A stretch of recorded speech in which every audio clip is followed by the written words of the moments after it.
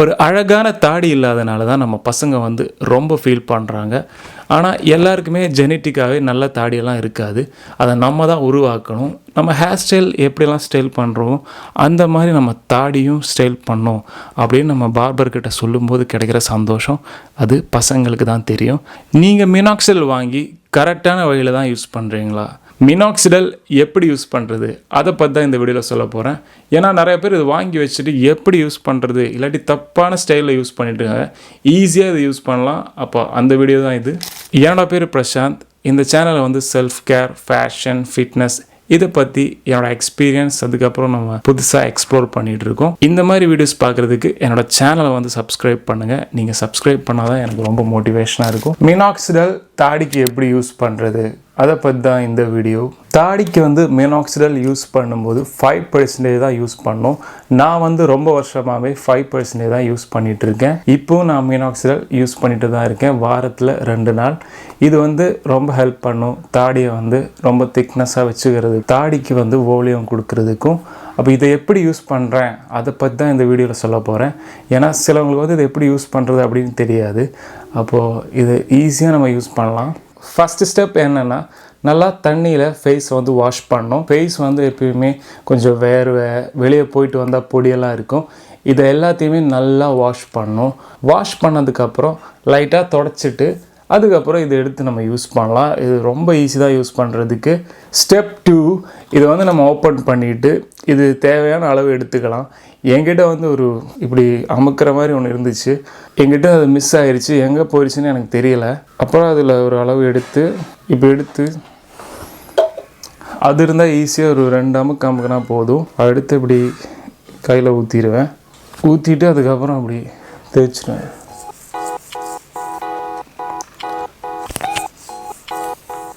ரொம்ப அதிகமாக ஆகக்கூடாது. அப்புறம் இப்படி மேலேக்கு தான் நம்ம வந்து ரோல் பண்ணணும். தேய்க்கிறதா இருந்தாலும் மேலேக்கு, கீழேக்கு தேய்க்க வேணாம். கீழே இருந்து அப்படியே மேலேக்கு தேய்க்கினா போதும். அதுக்கப்புறம் இதோட பவர் வந்து ரொம்ப பவராக இருக்கும். அதனால் கண்ணில் அதுக்கப்புறம் வாயிலெல்லாம் போகக்கூடாது.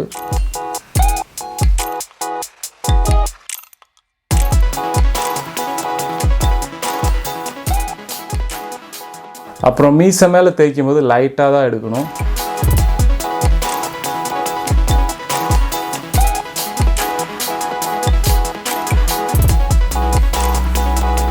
அப்புறம் கீழே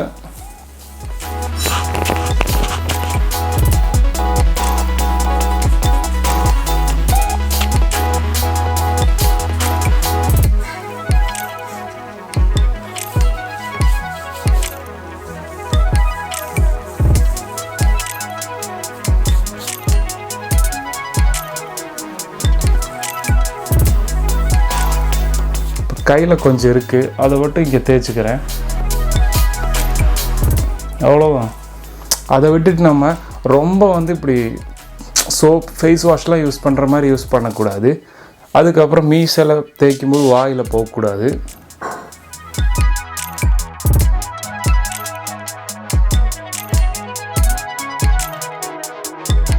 இப்படி ஆப்போசிட் மீசை இருந்துச்சுன்னா ஆப்போசிட் தேய்க்கலாம். இப்போ சீக்கிரமாக அந்த ஸ்கேல்ப்லெல்லாம் போய் ஒட்டிக்கும்.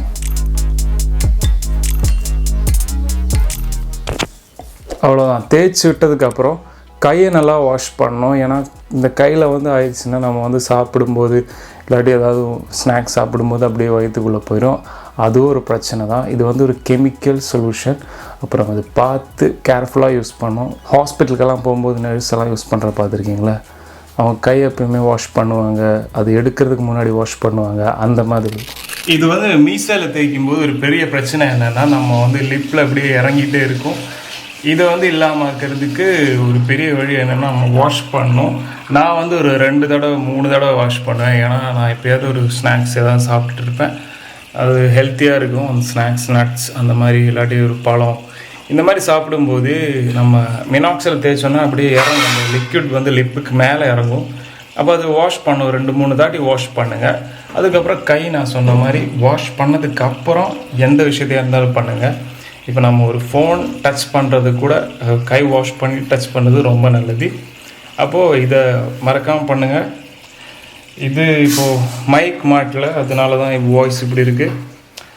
ஓகே, அப்போது உங்களுக்கு புரிஞ்சிருக்கும்னு நினைக்கிறேன்.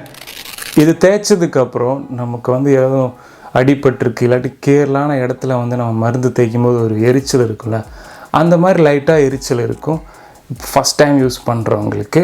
அதுக்கப்புறம் எப்படின்னா நம்ம வந்து டெர்மா ரோலர் யூஸ் பண்ணிவிட்டு 24 மணி நேரம் இல்லாட்டி ஒரு 30 மணி நேரத்துக்கு அப்புறம் இதை யூஸ் பண்ணுறது ரொம்ப நல்லது. ஏன்னா டெர்மா ரோலர் யூஸ் பண்ணும்போது அங்கே சின்ன சின்ன கீறல் இருக்கும். அப்போ டைரெக்டாக யூஸ் பண்ணுறது ரொம்ப தப்பு. அது இப்போது நாட்டு மருந்தாக இருந்தாலும் கீறல் இருக்கும்போது இந்த மாதிரி கெமிக்கல் இருக்கிற மிக்ஸ் வந்து தேய்க்கக்கூடாது. அது வந்து பெரிய பிரச்சனை ஆகிரும். அதை வந்து ஞாபகத்தில் வச்சுக்கோங்க. அந்த ஒரு விஷயத்தை மட்டும் ஞாபகத்தில் வச்சுக்கோங்க. அதுக்கப்புறம் ரொம்ப ஹார்டாக நிறையா பேர் வந்து டெர்மா ரோலர் யூஸ் பண்ணிகிட்ருக்காங்க. ஹார்டாக தேய்க்கக்கூடாது. இது வந்து ஒரு லாங் ப்ராசஸ். அப்போ மெதுவாக தான் நீங்கள் தேய்க்கணும். ரோல் பண்ணும்போது ரொம்ப லைட்டாக ரோல் பண்ணுங்கள். அப்போ தான் உங்களுக்கு சூப்பர் ரிசல்ட் இருக்கும். இல்லாட்டி கீறல் வந்து அதுக்கு தேவையான மருந்தை நான் சொல்லிகிட்ருக்கேன் ஒருத்தங்களுக்காக. அப்போ அந்த மாதிரி கீறல் வருத்தாதீங்க. அதுவும் மினாக்சில் தேய்க்கிறதுக்கும் பியர்ட் ஆயில் தேய்க்கிறதுக்கும் ரொம்ப கஷ்டமாக இருக்கும்.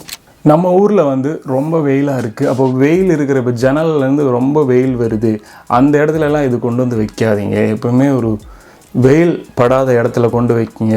இல்லாட்டி இதோட ரிசல்ட் வந்து கம்மியாயிரும். அதுவும் நம்ம செக் பண்ணோம். ஏன்னா போன வருஷத்துலாம் நான் வெயில் இருக்கிற இடத்துல வச்சு இதோட கெமிக்கல் அந்த பவர் வந்து கம்மியாயிருச்சு. கண்டிப்பாக இதை வந்து நீங்கள் ட்ரை பண்ணுங்கள். உங்களுக்கு சூப்பரான ரிசல்ட் கிடைக்கும். மினாக்சிடில் இப்படி தான் யூஸ் பண்ணோம். ஏதாவது டவுட் இருந்தால் கீழே வந்து நீங்கள் கமெண்ட் பண்ணுங்கள். அதுக்கப்புறம் நான் இதை அப்படியே விட்டுருவேன். விட்டுட்டு அதுக்கப்புறம் 30 இல்லாட்டி 40 அரை மணி நேரம் முடிஞ்சு வாஷ் பண்ணிடுவேன் எங்கேயும் போகிறேன்னா. அந்த மாதிரி இல்லாட்டி இப்போ நீங்கள் இதை தேய்ச்சிட்டு படுக்கிறீங்கன்னா அங்கிட்டு இங்கிட்டெல்லாம் ஆகும். அதுவும் ஒரு பிரச்சனை தான். ஏன்னா நம்ம ஃபேஸில் அங்கே இங்கெல்லாம் ஆகி இப்போ நம்ம வாரத்தில் 2 நாள் தேய்க்கிறோம், வருஷத்தில் இவ்வளோ ஆகுது. இல்லாட்டி 6 மாதத்தில் இவ்வளோ டைம் ஆகும். அப்போ எல்லா டைமும் நம்ம ஃபேஸில் அங்கே இங்கெல்லாம் ஆகும்போது அங்கே வந்து முடி வர்றதுக்கு சான்சஸ் இருக்குது. அதனால் அதை நீங்கள் வாஷ் பண்ணிவிட்டு படுக்கிறதே ரொம்ப நல்லது. ஒரு 1 hour 30 minutes விட்டுட்டு படுத்துருங்க. அப்புறம் இதோட ஸ்மெல் வந்து எனக்கு ரொம்ப பிடிக்கும். இந்த ஸ்மெல் வந்து இது தேய்ச்சதுக்கப்புறம் ரொம்ப இந்த ஸ்மெல் சூப்பராக இருக்குது. இதோட பர்ஃப்யூம் வந்து பண்ண கொடுக்கலாம். நீங்கள் வந்து இன்ஸ்டாகிராம்லலாம் பார்த்துருக்கீங்களே, நமக்கு பிடிச்ச ஸ்மெல்லை வந்து கொடுத்தோன்னா அவங்க அதோட பர்ஃப்யூம் வந்து மேக் பண்ணி கொடுப்பாங்க. அந்த மாதிரி இப்போ இப்படி யோசிங்க. இன்றைக்கி வந்து நான் மினாக்சிடில் தேய்ச்சிருக்கேன். அப்போ என்ன ஆச்சு? இன்றைக்கி முடிஞ்சிருச்சு. இனி போய் டெர்மா ரோலர் யூஸ் பண்ணுற வேண்டிய அவசியம் கிடையாது. இனி வந்து நீங்கள் ஏதாவது படிக்கலாம், ஏதாவது வேலைக்கு போகலாம், அந்த மாதிரி விஷயத்தையெல்லாம் பண்ணிவிட்டு அதுக்கப்புறம் ஒரு 24 மணி நேரத்துக்கு அப்புறம் டெர்மா ரோலர் யூஸ் பண்ணுங்கள். இதே மாதிரி தான் டெர்மா ரோலர் யூஸ் பண்ணதுக்கப்புறம் லைட்டாக ஒரு கிளியரான தண்ணியில் வாஷ் பண்ணிவிட்டு விட்டுருங்க. அதுக்கப்புறம் அதில் போய் நம்ம ஸ்ப்ரே பண்ணுறது, அதில் அதுக்கப்புறம் என்ன சொல்கிறது, பியர்ட் ஆயில் வாங்கி தேய்க்கிறது, அது வந்து அப்போயே பண்ணிங்கன்னா உங்களுக்கு ஆப்பு தான். அது வந்து கொஞ்சம் ஹீல் ஆனதுக்கப்புறம் தேய்க்கிறது ரொம்ப நல்லது. அப்படி சொல்கிறதுக்கு காரணம் இருக்குது. அந்த மாதிரி பண்ணும்போது தான் நமக்கு சைடு எஃபெக்ட்ஸ் இந்த மாதிரி பிரச்சனைலாம் வருது. அதுக்கப்புறம் நம்ம ஃபேஸில் பண்ணுறோம். இப்போவே ஏதாவது வேலை க்ளீன் ஷேவ் பண்ணிவிட்டு போகிற வேலை இருந்துச்சுன்னா தாடியை வச்சு மறைக்கலாம் முடியாது. அதோட அந்த மார்க்கெல்லாம் அப்படியே எடுத்து தெரியும். இந்த மாதிரி இருக்கும்போது பார்க்குறதுக்கு அட்ராக்டிவாக இருக்க மாட்டோம். இந்த 3 விஷயத்தை வந்து மறக்காமல் ஞாபகத்தில் வச்சுக்கோங்க. அப்போ அடுத்த வீடியோவில் பார்க்கலாம். ஏதாவது டவுட் இருந்தால் கேளுங்க. நமக்கு வந்து ஈஸியாக இதை யூஸ் பண்ணலாம். எந்த டென்ஷனும் வேண்டாம். நான் வந்து இதை யூஸ் பண்ணிட்டு தான் இருக்கேன். ஆனால் இதை யூஸ் பண்ணும்போது இதை நிறுத்தினா நம்ம தாடியோட வால்யூம் கொஞ்சம் கம்மியாகத்தான் செய்யும். இருந்தாலும் தாடி இல்லாமலே இருக்கிறதுக்கு பதிலாக கொஞ்சம் வால்யூம் கம்மியானாலும் தாடி வச்சுட்டு நம்ம ஃபோட்டோஸ் நம்ம ஈவெண்ட்டுக்கெல்லாம் போகும்போது ரொம்பவுமே நல்லாயிருக்கும். பார்க்குறதுக்கும் ரொம்ப கத்தாக இருக்கும். அப்போ கண்டிப்பாக இதை ட்ரை பண்ணுங்கள். ட்ரை பண்ணிவிட்டு எப்படி இருக்குன்னு சொல்லுங்கள். அப்புறம் என்னோட ஃபாலோ பண்ணுங்கள், சப்ஸ்கிரைப் பண்ணுங்கள். நீங்கள் வந்து இன்ஸ்டாவில் மெசேஜ் பண்ணுங்கள் ஏதாவது டவுட் இருந்துச்சுன்னா. நெக்ஸ்ட் வீடியோ எதை பற்றி வேணும்னு நீங்கள் டீட்டெயிலாக சொல்லுங்கள். அப்போ அதை பற்றி நம்ம பேசலாம். அடுத்த வீடியோவில் பார்க்கலாம். பாருங்கள், என்னோடய ரிசல்ட் பாருங்கள். பார்த்தீங்களா, இங்கே தான் கம்மியாக இருக்குது. இங்கே கண்டிப்பாக நான் பணம் சேர்த்து டிரான்ஸ்பிளான்ட் பண்ண தான் போகிறேன். வேறு வழி இல்லைன்னு நினைக்கிறேன். ஏன்னா மினாக்சிடில்லாம் ஒர்க் ஆகலை. பேபி ஹேர் இருக்குது, ஆனால் திக்னஸ் வர மாட்டேங்குது. இது வந்து ஒரு விஷயமே இல்லை. ஏன்னா இதுவாவது இருக்குது. சிலவங்களுக்கெல்லாம் தாடியே இல்லை. அப்போ நம்ம வந்து என்ன நினைக்கணும், நமக்கு இதெல்லாம் யூஸ் பண்ணி கிடச்சதே பெரிய விஷயம். அப்போது இந்த மாதிரி நீங்கள் ஒரு ரொட்டீன் ஃபாலோ பண்ணிங்கன்னா உங்களுக்கும் ஈஸியாக தாடி வர வைக்க முடியும்.